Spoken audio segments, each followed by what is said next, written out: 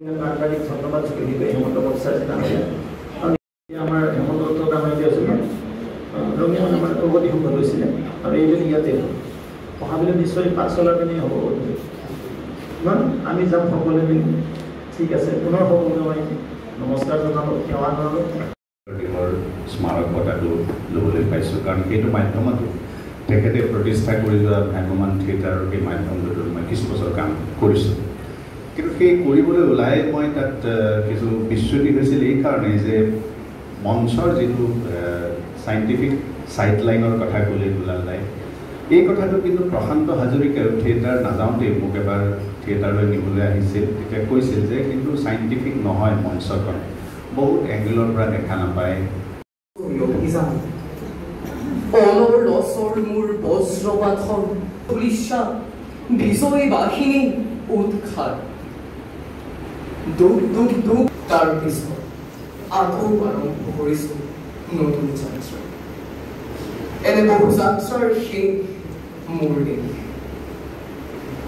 মই নিজে যেটো খবৰটো যেতিয়া দিছিল আচৰিতে হৈছিলোঁ কাৰণ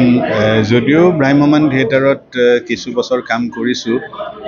মই নাভাবোঁ ভ্ৰাম্যমান থিয়েটাৰৰ যিখিনি প্ৰমোদ পিপাসু দৰ্শক আছে তাৰে সমজদাৰ দৰ্শক আছে তেওঁলোকৰ কাৰণে তেওঁলোকে ভাল পাব পৰাকৈ কিবা কাম কৰিছোঁ নে নাই সেইটো সাংঘাতিক সন্দেহ মোৰ নিজৰে আছে গতিকে সেই ক্ষেত্ৰত এই বঁটাটো পাই খুবেই আচৰিত হৈছিলোঁ যদিও নিশ্চয় সৌভাগ্যৱান বুলি ভাবি ঠিক আছে মোৰ লটাৰী লাগি গ'ল কিজানি সৌভাগ্যৱান হ'লোঁ লগতে ইয়াৰ আগতে যিসকল বঁটা প্ৰাপক আছিল শ্ৰদ্ধাৰ হেমন্ত দত্তদেৱ মই সাংঘাতিক শ্ৰদ্ধা কৰোঁ এজন অনন্য নাট্য শিল্পী অভিনেতা পৰিচালক লগতে এজন নাট্যকাৰ তেখেতৰ নাটক মই বহুবাৰ কৰিছোঁ ভ্ৰাম্যমান থিয়েটাৰত গতিকে তেখেত আছিল ভৱেশ বৰুৱা আছিল প্ৰাঞ্জনা দত্ত আছে প্ৰাঞ্জিত দাস আছে গতিকে তেখেতসকলৰ লগতে তাৰ পিছতে বঁটাটো পাই নিজকে সাংঘাতিক সৌভাগ্যৱান বুলি অনুভৱ কৰিছোঁ লগতে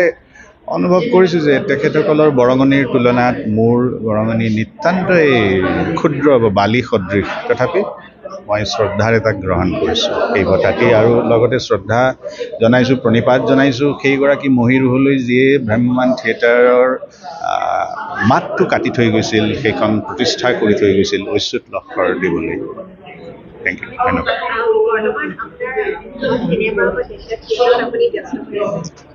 কিবা কিবি ছবিৰ লগত ব্যস্ত হৈ আছোঁ তাৰপিছত ৱেব ছিৰিজৰ লগত ব্যস্ত হৈ আছোঁ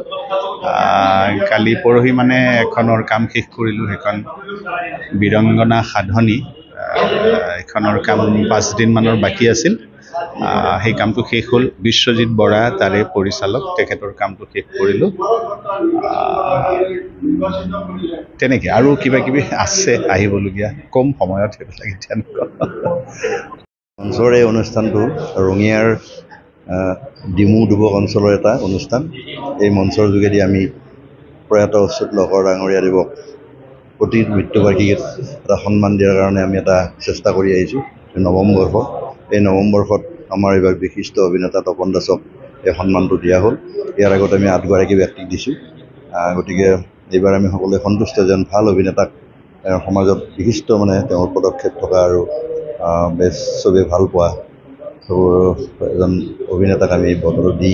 অচ্যুত লহকৰ ডাঙৰীয়াক সন্মান যাচিব পাৰিছোঁ সেইটো কাৰণে আমি সকলোৱে আনন্দিত হৈছোঁ আৰু এই অনুষ্ঠান যদি ভৱিষ্যতলৈ চলি থাকে তাৰ কাৰণে আমি সকলোৰে সহায় আৰু সহযোগ বিচাৰিছোঁ অহা বছৰ এইবাৰ বিশিষ্ট অতিথি হিচাপে আমি দুলাল ৰয়দেৱক আনিছিলোঁ শ্ৰীযুত আৰু জিতেন শৰ্মাদেৱ নৱনিৰ্বাচিত অসম নাট্যৰ সভাপতি অপন দাসটো আছেই তেখেত আৰু দীনমণি ভাণ্ডাৰ কায়স্থদেৱ লগতে অংকুৰ ডেকা আদি কৰি বিশিষ্ট ব্যক্তিসকলক আমি নিমন্ত্ৰিত অতিথি ইয়াত মাতিছিলোঁ আৰু তেওঁলোকে সুন্দৰভাৱে অনুষ্ঠানটো পৰিচালনাত সহায় হয় ধন্যবাদ।